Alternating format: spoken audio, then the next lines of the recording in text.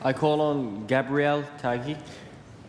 Thank you, Mr. Speaker. I stand here today on behalf of New Zealanders across the country to defend freedom. The freedom to express, the freedom to speak, the freedom of speech that enables us as New Zealanders to engage in free dialogue and express our opinions without the fear of censorship, restraint, or legal penalty. Today, the very freedom that we as Kiwis cherish is being actively threatened and jeopardized by government officials who have proposed further restrictions. We have seen this from Green Party MP Glories Garaman, who has called for countless restrictions on speech, as well as from Labour and Justice Minister Andrew Little's review of hate speech laws, which should criminalise more of everyday New Zealanders can say. In order for freedom of speech to thrive and for New Zealanders to think openly, we must risk being offensive, which is why it is just as important to defend the right to offend.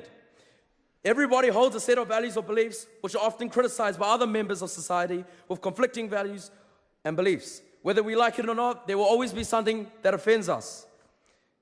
It's human nature. But it should not dictate how others ought to express their personal opinion, regardless of whether it is genuine or provocative. The freedom to express our personal opinions and ideas are derived from a long history of uniquely Western-endorsed stance on liberty, independence, and success. An example, the United States of America established freedom of speech in their Constitution, as its First Amendment recognizing its crucial role in a successful, diverse, and free-functioning society. Historically, it has had a domestic impact, but decades later proved to be overwhelmingly influential to many other Western nations across the globe, New Zealand included. Not only is freedom of speech of historical importance, but it also incentivizes more enhanced and diverse dialogue, which is key to a solid debate.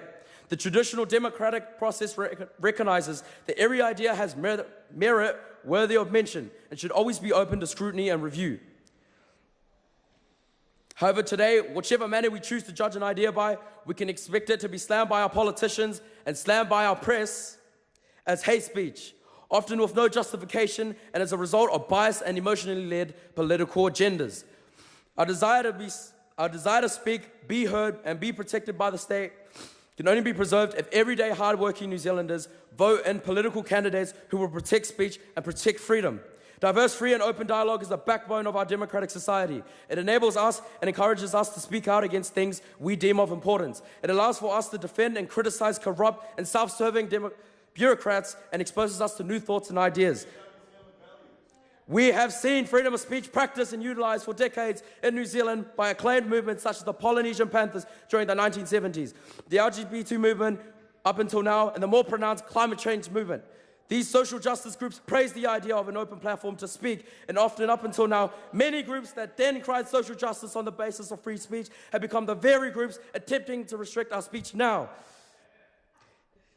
In saying that, there will always be harsh disagreements, disappointment, and great distaste in the realm of free speech.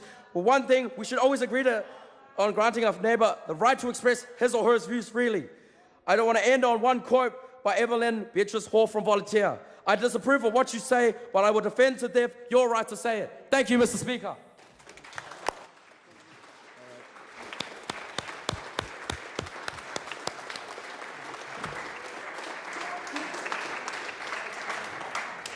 I call on Mei Takahashi.